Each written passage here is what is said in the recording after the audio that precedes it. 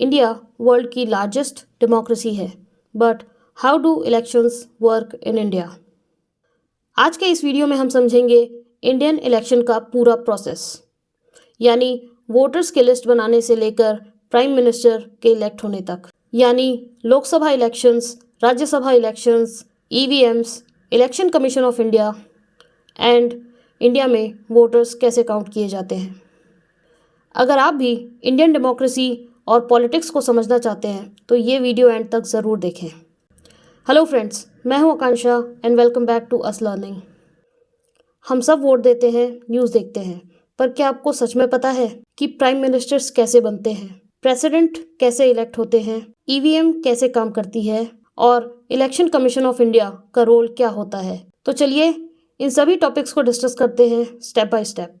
India इस दुनिया की सबसे बड़ी इकोनॉमी है, जहां पर 90 करोड़ से ज़्यादा एलिजिबल वोटर्स हैं। इंडिया एक पार्लियामेंट्री डेमोक्रेसी सिस्टम फॉलो करता है।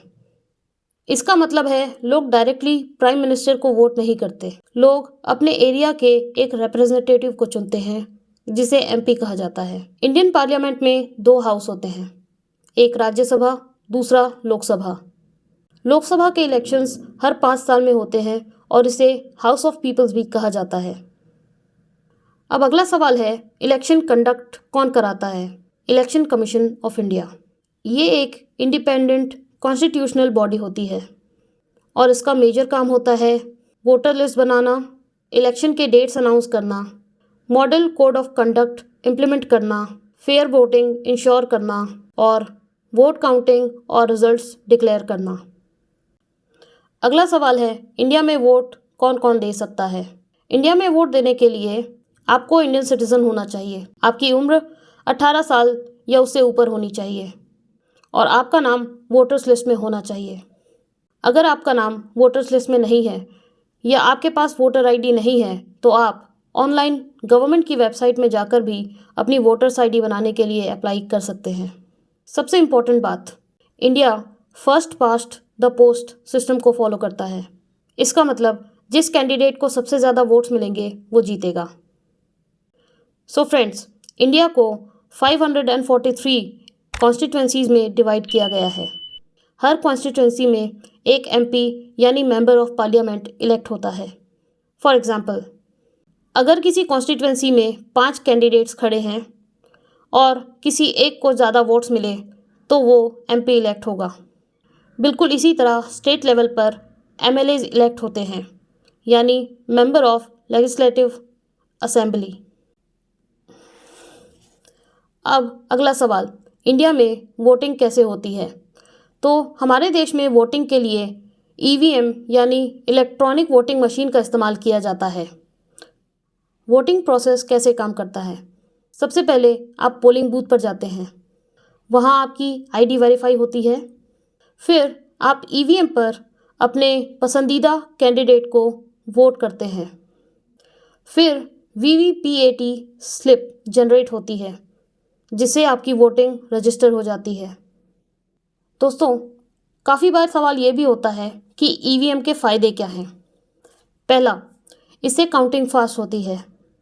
दूसरा, ईवीएम्स के आने से फ्रॉड कम होता है। तीसरा, इससे एक्यूरेसी बढ़ती है।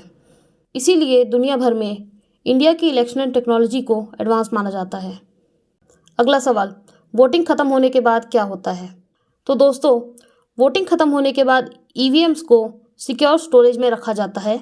उसके बाद काउंटिंग के लिए एक डेट डिसाइड की जाती है और उसी डिसाइडेड डेट पर काउंटिंग की जाती है। फिर वोट काउंटिंग के बाद हर कॉन्स्टिट्यूंसी के रिजल्ट्स अनाउंस किए जाते हैं। लोकसभा में 543 सीट्स हैं और किसी भी पार्टी को गवर्नमेंट बनाने के लिए 272 सीटों की मेजॉरिटी चाहिए होती है। अब हमारे देश में प्राइम मिनिस्टर्स का इलेक्शन कैसे होता है? तो फ्रेंड्स, हमारे देश में प्राइम मिनिस्टर्स डायरेक्टली इलेक्ट नहीं होते। जनता एमपीज़ को इलेक्ट करते हैं। फिर मेजॉरिटी पार्टी अपना एक लीडर चूज़ करती है और फिर प्रेसिडेंट उस चुने हुए लीडर को प्राइम मिनिस्टर अपॉइंट करते हैं। इसी तरह इंडिया में प्रेसिडेंट का इलेक्शन भी इनडायरेक्ट ही होता है। प्रेसिडेंट के इलेक्शन में चुने हुए एमपीज़ और MLAs वोट करते हैं, जिसे प्रोपोर्शनल रिप्रेजेंटेशन सिस्टम कहा जाता है। सो फ्रेंड्स, ये था इंडिया में इलेक्शन का पूरा प्रोसेस। अगर आपको भी ये वीडियो इन्फॉर्मेटिव लगी हो तो एक लाइक ज़रूर करिएगा और कमेंट करके बताइए which topic should we discuss next. और साथ ही ऐसे वीडियोस देखने के लिए सब्सक्राइब करें अस लर्निंग को। मिलते हैं अगली वीडियो में, तब तक के लिए स्टे क्यूरियस, स्टे शार्प। जय हिंद।